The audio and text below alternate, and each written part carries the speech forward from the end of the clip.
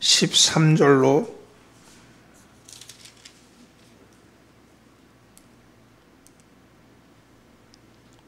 16절까지 말씀입니다. 함께 봉독합니다. 엘리야가 그에게 이르되 두려워하지 말고 가서 네 말대로 하려니와 먼저 그것으로 나를 위하여 작은 떡 한 개를 만들어 내게로 가져오고 그 후에 너와 네 아들을 위하여 만들라. 이스라엘의 하나님 여호와의 말씀이 나 여호와가 비를 지면에 내리는 날까지 그 통에 가루가 떨어지지 아니하고 그 병에 기름이 없어지지 아니하리라 하셨느니라. 그가 가서 엘리야의 말대로 하였더니 그와 엘리야와 그의 식구가 여러 날 먹었으나 여호와께서 엘리야를 통하여 하신 말씀 같이 통에 가루가 떨어지지 아니하고 병에 기름이 없어지지 아니하니라. 아멘. 할렐루야. 오늘도 예배에 참여하신 사랑하는 천국 순례자 여러분들을 주의 이름으로 환영합니다. 또 흩어져서 이 시간도 유튜브 방송을 통해서 예배를 드리는 덕정교회 형제 자매들에게 문안합니다. 옆에 있는 사람 인사하시죠. 잘 나오셨습니다. 앞뒤로 있는 사람들 은혜 받읍시다.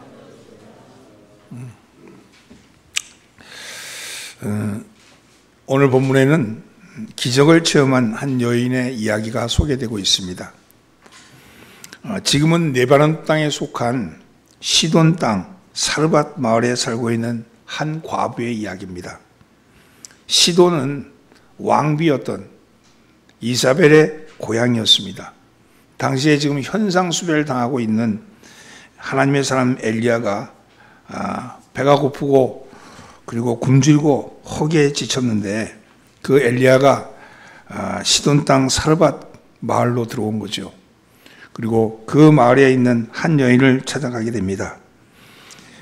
지난 3년 가뭄으로 말미암아 극심한 불황의 시대에 이 여인의 집에도 식량이 다 떨어져 버렸습니다. 그리고 남아있는 것이라고는 통에 가루 한 움큼과 그리고 병에 기름 약간이 남아있을 뿐입니다.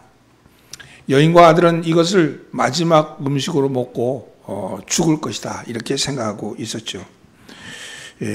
아무런 실망도 더 이상 구할 수 없는 그런 험악한 상황 속에 이런 형편에 있는 그 과부의 집에 선지자가 찾아와서는 지금 남아있는 한 통, 한 줌 가루와 병에 있는 기름 약간을 가지고 있는 그 과부에게 자기에게 그것을 좀 나눠달라고 그렇게 이야기하는 겁니다. 13절 말씀 함께 봉독합니다. 엘리야가 그에게 이르되 두려워하지 말고 가서 네 말대로 하려니와 먼저 그것으로 나를 위하여 작은 떡 한 개를 만들어 내게로 가져오고 그 후에 너와 네 아들을 위하여 만들라. 이 여인이 자기가 그 떡을 달라 그랬을 때 이제 우리는 나뭇가지 몇 개를 주워다가 그걸로 가지고 그 빵을 부쳐서 먹고 그걸로 우리는 죽을 거다 이렇게 얘기할 때 그 과부에게 그렇게 하라고 그렇게 하는데 대신에 작은 떡 한 개를 더 만들어서 나에게 가져오고 그리고 난 다음에 너와 내 아들을 위해서 그렇게 먹고 있으라고 그렇게 얘기하죠. 자, 여러분이면 이 상황에서 어떻게 했을까 하는 거죠. 나와 아들을 위해서 먹고 죽을 마지막 음식을 그것을 가지고 있는 나에게 네가 가지고 있는 것을 나에게도 나눠달라 이렇게 얘기하는 선지자. 이 선지자의 이 부탁에 이 여인은 이 과부는 선뜻 그 일을 따랐습니다. 그리고 마지막 식사를 하나님의 사람을 대접하는 것으로 그것을 이야기는 끌고 가죠. 그리고 기적이 일어났는데 통에 가루가 떨어지지 아니하고 기름이 덜어지지 아니했다 하는 그런 말씀이 오늘 본문 말씀입니다. 자, 이게 오늘 우리에게 뭘 얘기하는가 하는 얘기를 지금 나누려고 해요. 먼저 기적을 먼저 생각해 봐야 합니다. 기적이란 뭘까? 사전적 의미로는 기적은 인간이 증명할 수 있는 자연 혹은 과학 법칙에 의해서 설명될 수 없는 놀라운 사건, 그것이 사전에서 나오는 기적입니다. 그러면 신앙적으로 우리는 기적을 뭐라고 정의할 수 있을까요? 신앙적으로는요, 기적은 보이지 않는 하나님이 보이는 세계 속에서 일하시는 것, 그것이 기적입니다. 하나님의 영광이 피조물에 덧입혀 있었는데 이 덧입혀 있던 그 피조물의 영광이 인간이 타락하면서 그 영광이 떠나고 말았어요. 그래서 보이지 않는 하나님의 영광이 떠나고 난 이 피조물 속에 하나님께서, 보이지 않는 하나님께서 이 보이는 세계 속에 들어와서 일을 하시는 거예요. 근데 이 보이는 세계 속의 질서를 깨트리심으로써 하나님의 영광을 드러내는 겁니다. 하나님이 일하신 이유는요, 타락한 인간으로 말미암아 둘러싸이는 자연 질서, 그리고 인간 스스로가 경험을 통해서 혹은 인간 스스로가 만들어 놓은 인간의 질서, 이 질서에, 이 보이는 질서죠. 이 질서에 보이지 않는 하나님이 들어오시는 거예요. 개입하시는 거예요. 개입하셔서 하나님이 일을 하시는 거예요. 근데 일을 하는데 이 인간이 만든 질서를 깨트리시면서 일을 한다는 겁니다. 보이지 않는 하나님이 보이는 세상에 들어오심으로써 세상의 질서가 깨어져 버리는 거예요. 그래서 질서가 깨어짐으로 인해서 하나님의 생명이 나타나는 거예요. 무슨 얘기냐? 이 인간이 만든 자연 질서와 인간이 경험치로 만들었던 혹은 또 인간의 관계를 통해서 만들었던 질서가 있잖아요. 질서. 그 질서는 무엇에 대한 질서냐면 죽음에 대한 질서라는 거예요. 죽음의 질서. 이 죽음의 질서에 하나님이 들어오셔서, 보이지 않는 하나님이 들어와서 깨트리심으로써 생명의 질서로 만들어 가시는 것이 기적이라는 거예요. 사랑하는 성도 여러분, 기적은요, 보이지 않는 하나님의 영광이 우리 가운데 들어오시는 거예요. 그것이 기적입니다. 기적은 하나님의 일하시는 방식입니다. 하나님이 일하시는 것은 인간이 만든 죽음의 질서를 깨트리시는 거예요. 인간이 만드는 죽음의 질서를 깨트리시는 것이 하나님의 일인 것이죠. 오늘 본문은요, 그 기적의 비밀을 가르쳐주고 있는 거예요. 여러분, 기적은 여러 가지 모양으로 나타나지만 오늘 sarpha 과부에게 임한 이 하나님의 기적, 하나님의 일하시는 방식은 여러 기적 중에 하나님의 일하시는 한 방식을 보여주는 겁니다. 따라서 우리는 이 sarpha 과부를 통해서 일어나는 기적을 보면서 우리 가운데도 하나님이 어떻게 일을 하시는가 하는 것을 깨닫게 되기를 예수님으로 축원합니다. 첫째는요, 하나님의 말씀을 전적으로 신뢰하셔야 합니다. 따라서 하나님의 말씀을 전적으로 신뢰해야 합니다. 14절 말씀을 함께 봉독합니다. 이스라엘의 하나님 여호와의 말씀이 나 여호와가 비를 지면에 내리는 날까지 그 통에 가루가 떨어지지 아니하고 그 병에 기름이 없어지지 아니하리라. 자, 이 말씀은요, 네가 그 떡을 가져오면 하나님께서 너에게 통에 가루가 떨어지지 아니하고 병에 기름이 없어지지 아니하리라, 이렇게 말씀했는데 이게 누구의 말씀이에요? 하나님의 말씀이죠. 이 하나님의 말씀에 대해서 어떻게 반응을 했느냐? 15절 말씀 함께 봉독합니다. 그가 가서 엘리야의 말대로 하였더니 그와 엘리야의 그의 식구가 여러 날 먹었으나, 엘리야의 말은 말이지만 누구의 말? 그것은 하나님의 말씀이죠. 과부는요, 하나님의 말씀을 믿고 그대로 따랐다는 거예요. 하나님의 말씀을 믿고 순종했기 때문에 기적이 체험된 겁니다. 이거 너무 쉬운 거잖아요. 아니, 다 알잖아요. 사랑하는 성도들은 말씀을 믿으셔야 합니다. 하나님의 말씀은 우리에게 오시는 거예요. 하나님의 말씀으로 우리에게 오시는데, 하나님의 말씀은 우리가 만든 인식의 체계, 우리의 경험과 지식으로 꽉 차 있는 우리의 생각을 깨트리고 들어오신다. 깨트리고. 그 하나님의 말씀을 신뢰하셔야 합니다. 하나님의 말씀을 신뢰한다는 것은 행동으로 옮긴다는 거예요. 여러분, 지금 과부에게 엘리야가 네가 그것을 가져오면 하나님께서 비가 지면에 내리는 날까지 그 통에 가루가 떨어지지 아니하고 기름이 없어지지 아니할 거다, 이 말을 했어요. 여러분, 그러면 나도 그렇게 하겠네? 나도 그렇게, 그런 말씀이면 나도 그렇게 하겠네? 이런 생각이 들잖아요. 근데요, 정말 그렇습니까? 오늘도 하나님 여러분에게 그렇게 말씀을 하시는 거예요. 말씀을 하는데, 그런데 우리의 선택은 어떻게 이걸 줄 수 있어? 어떻게 선지자에게 내놓을 수 있어? 그걸 어떻게 믿고, 그걸 어떻게 내가 믿고, 이게 마지막 건데, 이 마지막 거를 어떻게 저에게 주고, 나눠 먹을 수 있어? 우리가 먹고 죽어도 모자란데, 이런 생각이 들지 않았을까요? 여러분, 실제로 그런 말씀이 우리에게 오면 이런 선택을 할 것이다 하는 그것이 우리가 가지고 있는 생각의 체계예요. 우리가 가지고 있는 생각의 체계 속에 우리는 신앙이 있다, 우리는 그렇게 할 거다, 이런 생각이 꽉 차 있는 거예요. 근데 하나님은요, 그 생각을 깨트리고 들어오신다니까. 신뢰하면 행동하게 되어 있습니다. 행동하지 않는다면 신뢰하지 않기 때문입니다. 신뢰는 행동을 낳을 수밖에 없습니다. 하나님을 믿으면 온전히 맡기는 거예요. 신뢰는 마치 번지 점프를 하는 사람이 높은 곳에 올라가서 뛰어내리는 것과 같은 거예요. 그 사람이 뛰어내릴 수 있는 것은 무엇 때문에? 그를 묶고 있는 밧줄이 있기 때문이잖아요.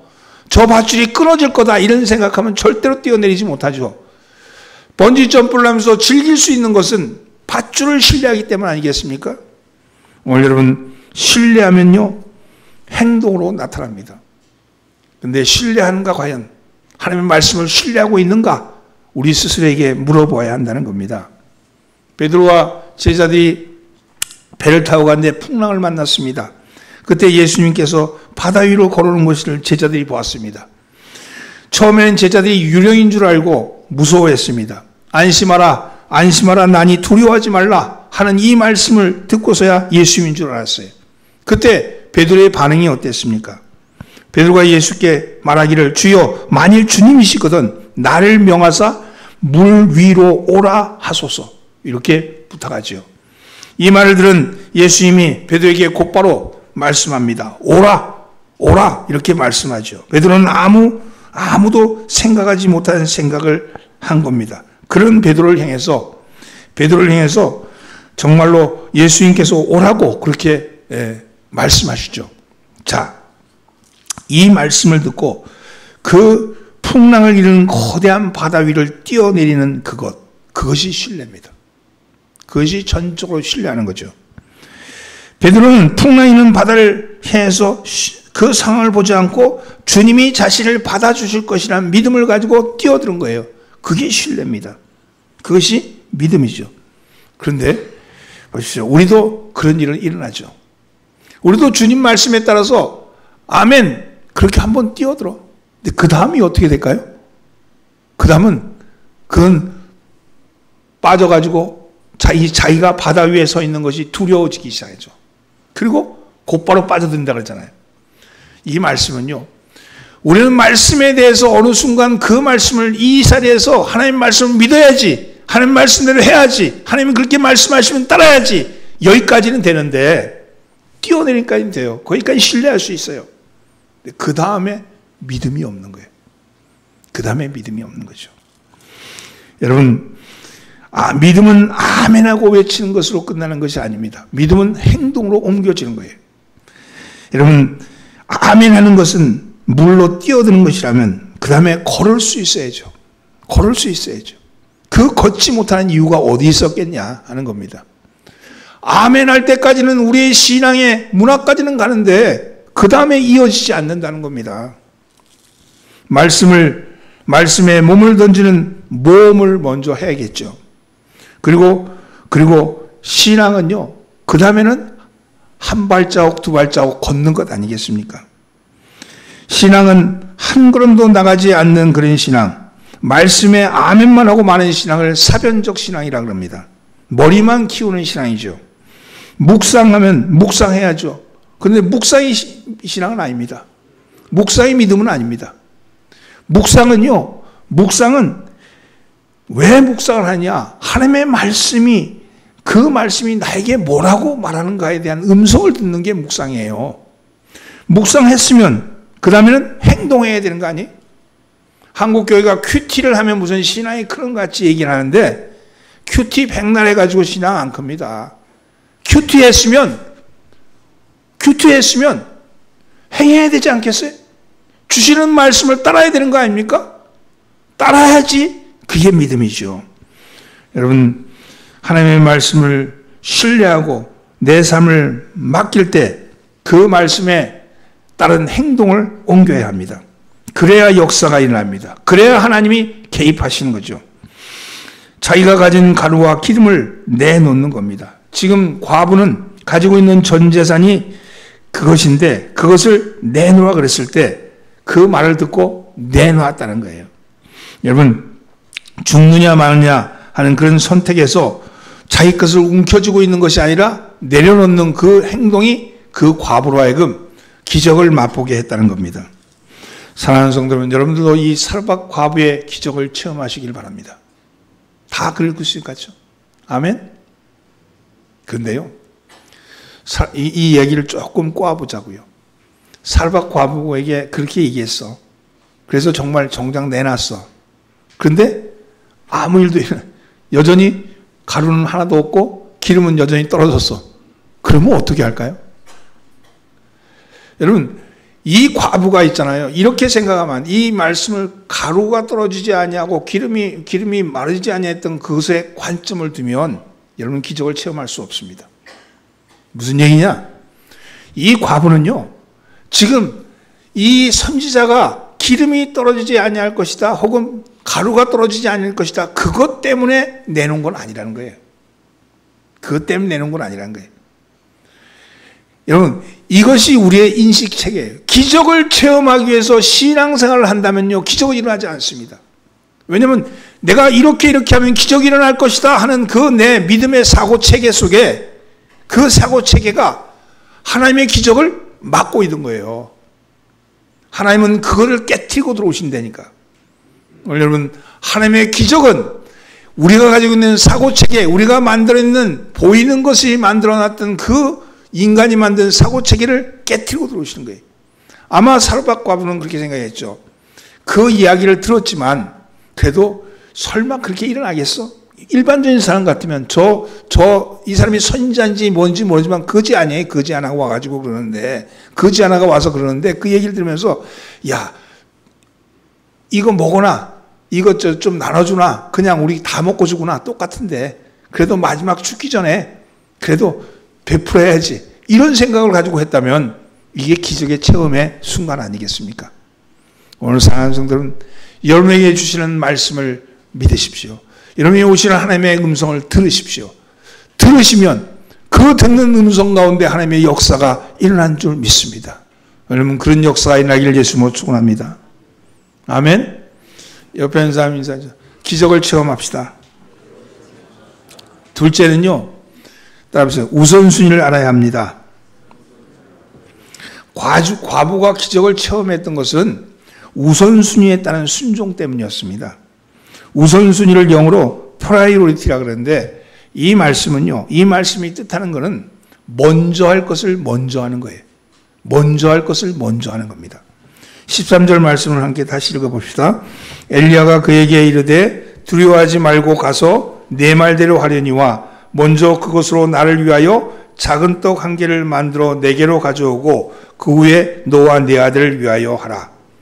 이 성경 구절에서 인상적인 단어는요, 엘리야가 사르밧 과부에게 무리한 요청을 하면서 강조한 단어가 먼저라는 단어입니다. 엘리야가 말합니다. 먼저 내 것을 만들어주고 그런 다음에 내 것을 만들어 먹어라. 먼저 내게 내 것을 만들어주고 그런 다음에 내 것을 만들어 먹어라. 이렇게 얘기합니다. 여기서 주목할 점은 엘리야가 과부의 처지를 전혀 모르고 이런 무리한 부탁을 한 것이 아니라는 겁니다. 왜 엘리야는 과부에게 먼저 가져오라 그랬을까요? 함께 먹자 이렇게 얘기한 것이 아니라 먼저 내게 가져오라고 얘기했을까요? 이것은 테스트입니다. 여러분, 하나님의 테스트는요, 먼저라는 테스트가 있습니다. 우선순위에 대한 테스트입니다. 무엇을 먼저 할까? 어떤 것을 먼저 할까? 이것이 바로 우선순위에 대한 테스트입니다. 여인의 제일의 관심사는 무엇이겠습니까? 여인의 제일의 관심사는 과연 여인의 제일의 관심사는 무엇을 가지고 있는 관심사였을까? 하나님의 말씀을 믿고 순종하는 것에 대한 테스트였던 겁니다. 믿음의 조상들은, 우리가 말하는 믿음의 조상이라고 말하는 사람들은 다 우선순위의 테스트를 통과한 사람들이었습니다. 대표적인 사람이 바로 아브라함이시요. 아브라함은 75세의 늦은 나이에 부름을 받았으나 그는 온전히 하나님을 섬겨 축복의 조상이 되었죠. 사실 믿음의 조상이기도 하지만 복의 통로였잖아요. 축복의 조상입니다. 그의 후손은 왕손이 되었고 그의 후손들은 성경책을 기록했고 그의 후손들은 예수님의 육적인 부모가 되었습니다. 여러분, 바로 그 아브라함에게 하나님이 그를 축복의 통로로 만드신 것은 그가 바로 믿음의 우선순위를 아는 사람이었기 때문입니다. 아브라함이 100세가 되었을 때 아들 이삭을 얻었죠. 근데 이삭이 얼만큼 크고 있는데 하나님이 그 이삭을 번제로 드리라는 겁니다. 여러분, 하나님이 아브라함을 시험하는 거잖아요. 아브라함을 지금 의심하는 거예요. 왜냐하면 이 아브라함은 100세에 얻은 아들 이삭에게 온통 마음을 쏟고 있었거든요. 그때 하나님이 그를 시험해요. 그 아들을 번제로 드리라. 여러분 잘 알잖아요, 그 과정이. 그런데 그 과정에 보면 아브라함에게 무엇이 제일의 관심사인가를 테스트하고 싶었던 겁니다. 아들이냐 하나님이냐 시험하신 것이죠. 그때 하나님은 이 아브라함에게 내 아들을 바치라고 얘기했을 때 이 아브라함은 정말 하나님께 그 자식을 갖다 바치는 거예요. 이런 일이 일어나는데 이런 일이 이 아브라함에게만 일어날까? 아브라함에게만 일어난 일일까? 여러분 그렇게 생각하죠. 이런 하나님이 어디 있어요, 세상에? 근데 있잖아요. 이 극단적인 모습의 아브라함을 향한 이 테스트는 오늘 우리 속에도 늘상 일어나는 일입니다. 우리 삶 속에 우리는 아브라함 같은 테스트를 안 받을까요? 우리는요, 어느 순간 우리가 가장 소중하게 여기는 것이 어느 날 갑자기 사라지고 맙니다. 어느 날 내가 제일 소중하게 여긴 것에 대해서 이것만은 나의 삶의 전부라고 생각했던 것이 어느 날 슬금슬금 없어지고 말아요. 이럴 때 이것이 아브라함을 향한 테스트라고 생각한 적은 없습니까? 여러분, 사랑하는 가족이 병에 들어 있어요. 병에 들어 아파하고 있어요. 여러분, 사랑하는 가족이 병에 들어 아파하고 있을 때 그 아파하는 것이 지금 하나님이 아브라함에게 하신 이삭을 향한 테스트라고 생각해 본 적은 없습니까? 그때 내 관심이 어디 있었는가를 돌아보는, 지금 아브라함이 하나님이 이삭을 바치라고 얘기했을 때 왜 하나님이 100세에 얻은 아들을, 이 아들을 통해서 하늘의 별같이 바다의 모래알같이 많은 자손을 주겠다고 약속했는데 갑자기 16살 됐는데 이 아들을 바치라니, 그럼 또 다른 아들을 준 건가? 이런 생각이 안 들었겠어요? 정상적이라면 그랬지 않았겠어요? 아브라함에게는요, 내가 정말 하나님을 사랑하는가, 하나님의 말씀을 사랑하는가, 이 아들을 사랑하는가, 이거에 대한 그 결단하는 순간이었지 않았겠어요? 우리도 그와 같은 때가 온다는 거예요. 우리의 재산을 그렇게 귀중하게 했던 재산이 그냥 다 어떻게 정말 물에 소금 넣듯이 슬슬 없어져 버렸어요. 이것은 절대로 없어지지 않을 거라고 생각했는데 사라져 버린 경우도 있고요. 사랑하는 가족이 아파하고 있고 괴로워하고 있고 죽어가고 있어요.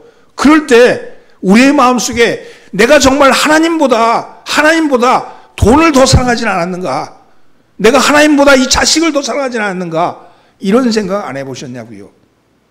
그런 생각을 하면 자식이 아픈 것이, 돈이 사라진 것이 그게 억울하고 그게 원통해지지 않는다는 거예요. 아, 하나님을 내가 더 사랑하는구나. 내가 하나님을 더 사랑해야 되는구나. 하나님께로 돌아오게 돼 있다는 겁니다. 오늘 여러분 기적을 체험하시기를 원하십니까? 그러면 하나님을 우선순위로 두고 살아가시기 바랍니다. 내게 오늘 위기가 닥쳐왔을 때, 내게 어려움이 닥쳐왔을 때 얼른 내가 먼저 할 것을 먼저 하고 있는가를 돌아보시기 바랍니다. 먼저 할 것을 먼저 하고 있는가를 돌아보시기 바랍니다. 지금 이삭을 잡으러 올라갈 때 하나님이 날 말릴 것이다, 하나님이 날 잡아줄 거다, 그렇게 한 거 아니잖아요. 칼을 들고 정말 죽이려고 들었을 때 여러분 하나님이 황급하게 부르면서 아브라함아 그렇게 얘기하시잖아요. 여러분 하나님은 지금 시험하는 게 아니고 진짜 나에게 닥친 것이 정말로 하나님을 사랑하는 모습을 보였다는 거 아니겠어요? 우선순위가 뭔지를 아브라함은 그것을 드러냈기 때문에 하나님이 아브라함을 해서 그를 믿음의 조상으로 삼으신 거 아니겠습니까? 오늘 우리의 믿음이 여러분 눈앞에 보이는 것들, 눈에 보이는 것에 여러분의 마음이 두고 있다면 아직까지 하나님을 우선순위로 두는 사람들이 아닙니다. 하나님은 보이지 않는 하나님, 보이지 않는 것, 보이는 것이 아니라 보이지 않는 것 속에 계신 하나님을 여러분 우선순위로 삼으시는 여러분 되기를 주의 이름으로 축원합니다. 기적을 체험하시기를 원하십니까? 하나님이 우리의 삶 속에 개입하시기를 원하십니까? 하나님께 문을 여십시오. 여러분 하나님을 먼저 하십시오. 먼저 할 것을 먼저 하십시오. 그리하면 하나님의 체험을 하게 될 줄 믿습니다. 하나님이 일하시는 것을 보게 될 줄 믿습니다. 하나님이 일하실 모습을 보기를 원한다면 내 인생의 주인이 우리 하나님이시라는 사실을 여러분 잊지 마시길 예수님은 축원합니다. 옆에 있는 사람이 인사하죠. 먼저 할 것을 먼저 합시다.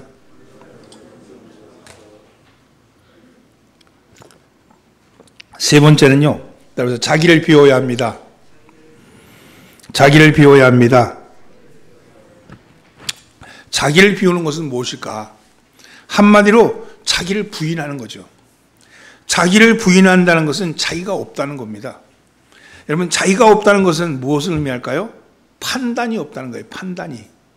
여러분 그리고 그것은 그 판단이 없을 때, 내가 내 자리에 내 판단이 없을 때 그 자리에 하나님의 영광이 들어오신다는 거예요.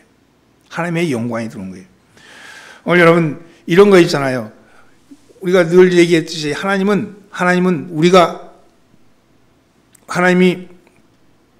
우리가 죄를 범한 것이, 선악과를 따먹은 것이, 그것이 하나님과 인간 사이의 경계를 넘어간 거라 그랬죠.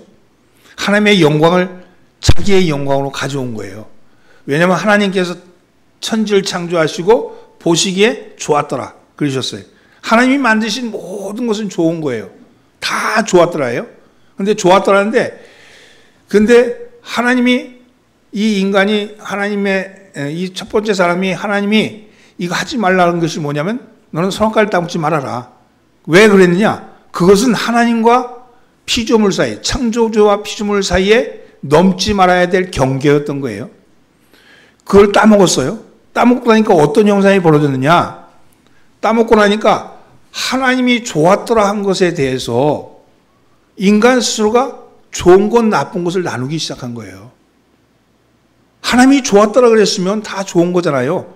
근데 인간이 좋았더라를 가지고 좋은 것 나쁜 것, 선한 것 악한 것, 더러운 것 깨끗한 것, 징그러운 것 아름다운 것, 이걸 나누기 시작하면서 하나님의 영광이 사라져 버린 거예요.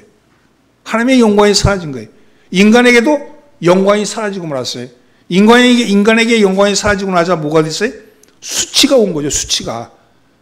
그래서 인간이 그러면서 내가 이걸 판단하는 것은 뭐예요? 자기의 영광이잖아요. 지난 시간에 우리가 그 말씀을 했죠. 자랑하지 말아라. 자랑하는 것은 허탄한 것이고 자랑하는 것은 무익한 거라 그랬잖아요.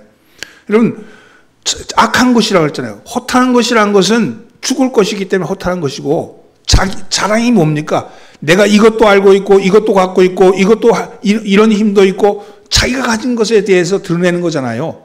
근데 그것들이 다 하나님 앞에 허탄한 거다. 죽음이니까. 그리고 악한 거다. 그건 자기 자랑이니까. 그래서 그거 자랑을 하지 않고 주님이 우리에게 오신 것을 자랑하는데 그것은 네 가지의 것이라고 했죠. 지혜와 의로움과 거룩함과 그리고 구속함. 이 네 가지의 게 뭐예요? 하나님의 영광이라고 그랬잖아요. 내 안에 있는 것이, 내가 내 속에 있는 것이 바로 그것이 오게 되면 하나님의 영광이 내 안에 있는데, 그러기 위해서는 어떻게 되냐? 나를 비워야 되는 거예요. 나의 판단을 비워야 되고 내 생각을 비워야 되고 내가 가지고 있는 것을 비워야지 그 자리에 하나님의 영광이 들어온다는 거예요. 그런데 많은 사람들이 하나님의 영광에 들어올 자리에 자기가 판단의 자리에 서가지고 이렇다 저렇다 판단한다는 겁니다. 사랑하는 성도 여러분 구원을 받으면요 판단의 영역에서 떠나는 거예요. 옳고 그름이 없어요. 여러분 앞에 이루어지는 모든 일이 옳고 그름의 일이 아니라는 거예요. 하나님이 좋았더라 하시니. 극단적으로 얘기하면 내가 병든 것조차도 좋았더라. 내가 망하게 된 것조차도 좋았더라. 왜냐하면 하나님이 행하실 일이니까.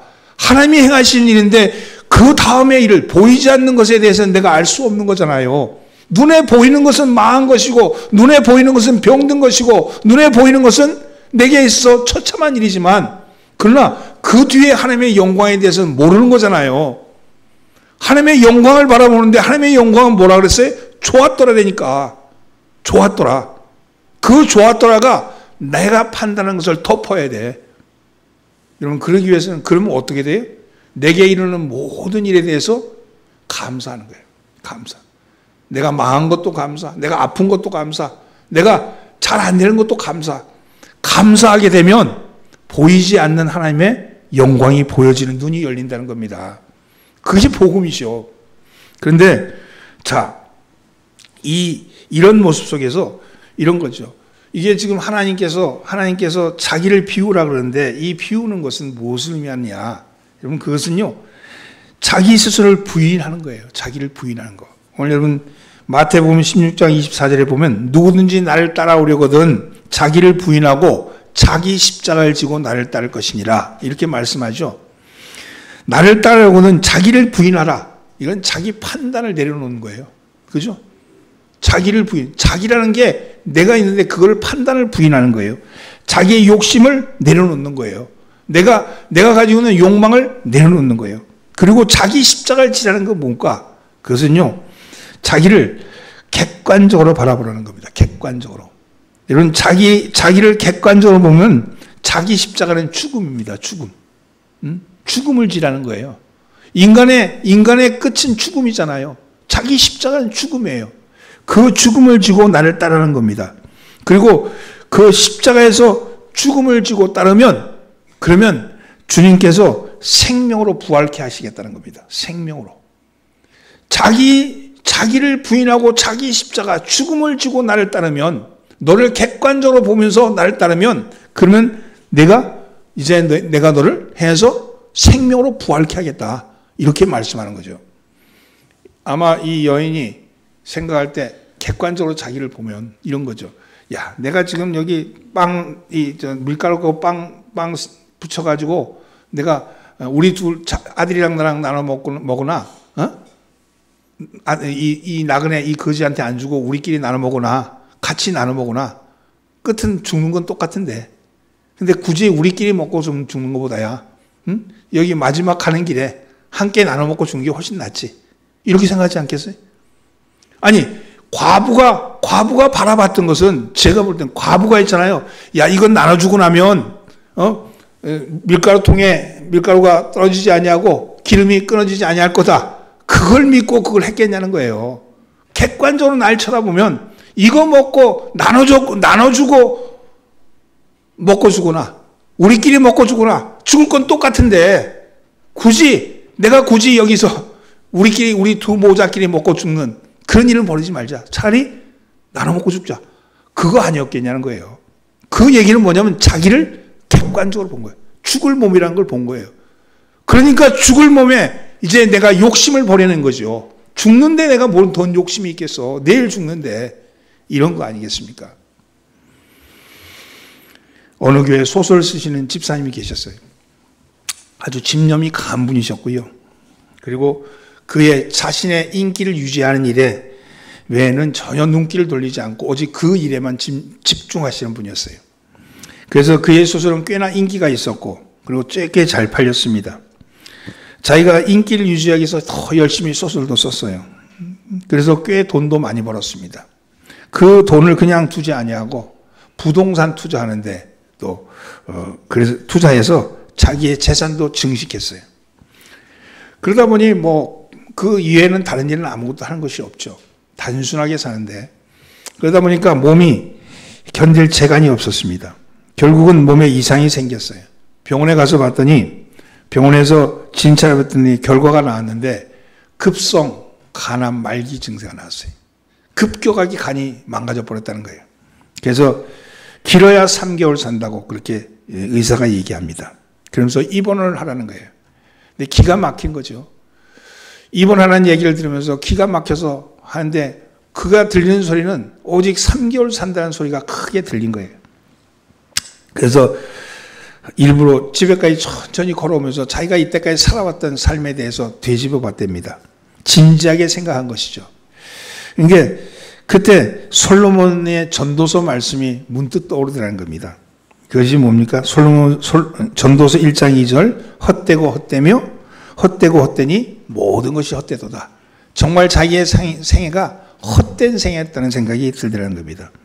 그저 눈물만 흐를 뿐이었습니다. 사랑하는 가족의 얼굴을 쳐다봐도 그동안 애써 장만해 놓았던 가구를 쳐다봐도 심혈 기울여서 써왔던 원고 뭉치를 쳐다봐도 그저 눈물만 솟구칠 뿐이었답니다. 도무지 참을 재간이 없어서 교회로 뛰어갔대요. 그리고 아무도 없는 교회에서 홀로 무릎을 꿇고 흐느끼면서 처음으로 하나님께 깊은 기도를 드렸답니다. 그가 드린 기도는 오 주님, 저의 생명을 연장해 달라고 구차한 요구는 드리지 않겠습니다. 그러나 이 한 가지만은 꼭 들어주십시오. 남은 3개월 동안 제가 무엇을 해야 저의 삶이 의미 있는 삶이 되겠습니까? 이 한 가지만은 꼭 가르쳐 주십시오. 그러면서 그렇게 그런 류의 기도를 계속 드렸대요. 애타게 기도하는 가운데 그에게 느껴지는 감동이 있었답니다. 그것은 사랑할 것을 사랑하라, 사랑할 것을 사랑하라 하는 그 말씀이었답니다. 돌아보니까 그동안 글을 쓰느라고 그리고 재산을 불리느라고 정신없이 살면서 정말 사랑해야 될 것을 사랑하지 못했다는 것이 느껴졌답니다. 그리고 그동안 자기로 인해서 섭섭한 마음을 가졌을 것 같은 사람들의 명단을 작성하기 시작했대요. 그리고 병원에 가기보다는 먼저 그들을 찾아가서 식사를 나누면서 눈물로 용서를 구하고 그동안 정말 내가 마음은 그렇지 않았는데 정말 사랑했노라고 이야기를 나눴답니다. 그리고 그걸 다 풀었대요.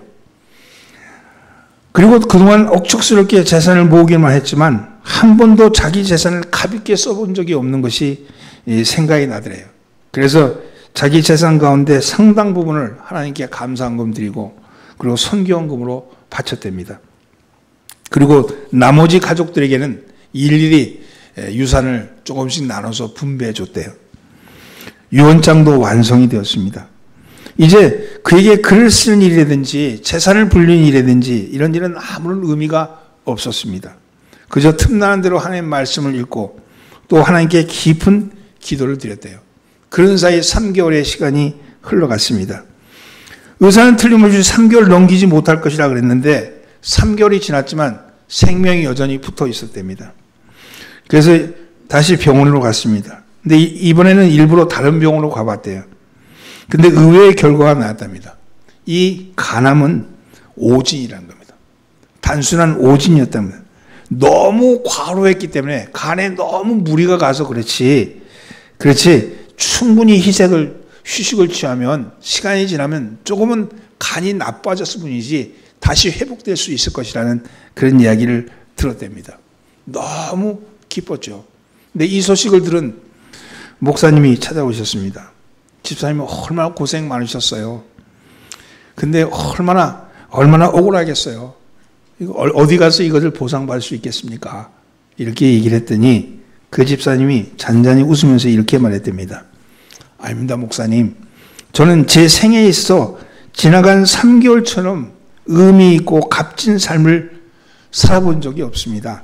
앞으로 저의 남은 삶이 얼마가 되든지 간에 저는 언제나 시한부 인생을 살아가는 심정으로 살려고 합니다. 이렇게 얘기했답니다. 여러분, 우리도요, 언젠지는 모르지만 시한부 인생을 살아가고 있지 않습니까? 우리도 다 시한부 인생 사는 거죠. 시한부 인생이란 것을 받아들이면 내가 시한부 인생을 산다, 이걸 받아들이면 여러분, 자기를 객관적으로 볼 수 있는 기회가 열린다는 거예요. 영원히 살 것 같고 목숨이 죽는 순간까지도 영원히 살 것 같은 그런 삶을 사는 그런 사람에게는 여러분 절대로 자기를 객관적으로 볼 수가 없죠. 객관적으로 본다는 것은 하나님이 나를 바라보시는 거예요. 하나님이 나를 바라보시는 시선으로 나를 보는 거예요. 사랑하는 성도분, 객관적으로 볼 때만이 자기를 비울 수 있습니다. 하나님이 지금 나의 삶에 들어오려고 그러시는데 내가 나를 쳐다봤더니 하나님이 들어올 자리가 없어. 하나님이 들어올 자리가 없어. 하나님 오시옵소서 오시옵소서 그러면서 문고리를 꼭 쥐고 있는 거예요. 내가 문고리를 꼭 쥐고 앉아가지고는 말로는 하나님 오시옵소서, 하나님 오시옵소서 이러고 있는 거 아니냐는 거예요. 내가 하나님의 눈으로 날 쳐다보면 나는 나의 문고리를 여러분 놓을 수 있습니다. 주님 오시옵소서. 주님 오시어서 이곳에 거하시옵소서. 이곳에 주의 영광을 드러내시옵소서. 기적은요, 우리가 만든 사고 체계, 우리가 만든 질서, 우리가 만든 체제, 자연 질서조차도 하나님이 깨트리고 들어오신다니까. 그걸 깨트리고 들어오셔서 그 깨트리고 들어오신 그 자리에서 하나님의 일을 하는 것이 기적이라고 그랬잖아요. 근데 오늘 우리에게 기적이 일어나지 않는 이유는 무엇입니까? 우리가 잡고 있는 거예요. 우리가 하나님 못 오게 잡고 있는 거죠. 우리의 질서, 이게 더 중요한 거잖아요. 우리의 생각 속에 하나님 들어오지 못하게 막고 있는 거 아닙니까? 말씀을 따른다고 묵상하면서 주여 오시옵소서, 주님 맞습니다, 아멘 아멘 하면서도 여전히 우리가 꼭 쥐고 앉아가지고 하나님 들어올 자리를 우리가 막고 있는 건 아닙니까? 사랑하는 성도 여러분, 자기를 비운다는 것은요, 보이지 않는 하나님이신 성령님이 들어오실 공간을 열어두는 겁니다. 그리고 욕망과 이기심으로 가득 찬 자기를 비워서 하나님이 들어오실 공간을 열어주는 것, 그리고 그 공간 속에 하나님이 계실 때 이미 기적이 일어난 거죠. 우리의 삶은 기적적인 삶이 됩니다. 더 이상 세상이 바라보는 세계관으로, 세상이 바라보는 가치로 사는 것이 아니라 하나님이 주시는 가치, 보이지 않는 영광을 향해서 우리가 살아간다면 이것이 기적 아니겠습니까? 오늘 여러분 이 자리에 나온 것부터가 기적이라고 믿고, 여러분 주님께 여러분들 비우시고 주님의 말씀에 우선순위를 두시고 주님의 말씀을 신뢰하시고 그렇게 살아가심으로 날마다 하나님이 일하시는 것을 체험하시는 여러분 되기를 예수님으로 축원합니다. 기도합니다. 하나님을 전적으로 신뢰합니다. 하나님의 말씀을 전적으로 신뢰하고 그 말씀을 따르려고 일하려고 주님 나섭니다. 하나님의 일을 실천하게 하여 주옵소서. 말씀을 귀로만 듣지 말게 하옵시고 온몸으로 말씀을 듣게 하여 주옵소서. 주님, 우리의 삶의 우선순위를 깨닫게 하여 주옵소서. 먼저 할 것을 먼저 하게 하여 주옵시고 그 먼저 할 것이 하나님의 일인 것을 알게 하여 주옵소서. 또한 하나님, 자기를 비워 하나님의 영광이 들어올 자리를 마련할 수 있게 하여 주옵소서. 꼭 쥐고 있는 문고리를 내려놓고 오직 주님이 오셔서 거하게 하여 주옵소서. 병든 것을 치유하시는 하나님 아버지, 죄의 냄새를 맡고 달려드는 사탄 마귀에게 상처 입은 저희의 육신을 긍휼히 여겨 주옵소서. 이 시간 죽어야 할 때 죽지 아니하는 암세포가 죽여주시옵소서. 시간이 갈수록 굳어져가는 폐에 생명의 호흡을 불어넣어 호흡이 시원하게 하여 주옵소서. 몸을 세우는 기둥 같은 척추가 하나님 다시 서게 하여 주시고 밤마다 찾아드는 신경통을 잠재워 주옵소서. 혈압과 고지혈과 당뇨를 정상으로 돌아오게 하시옵소서. 이 시간 그가 채찍에 맞음으로 너희는 나음을 얻었다는 말씀을 의지하여 기도합니다. 이 시간 몸을 공격하는 모든 악한 질병은 고귀하신 예수 그리스도의 권세 앞에 굴복할지어다. 우리 구주 예수님의 이름으로 기도드리옵나이다. 아멘.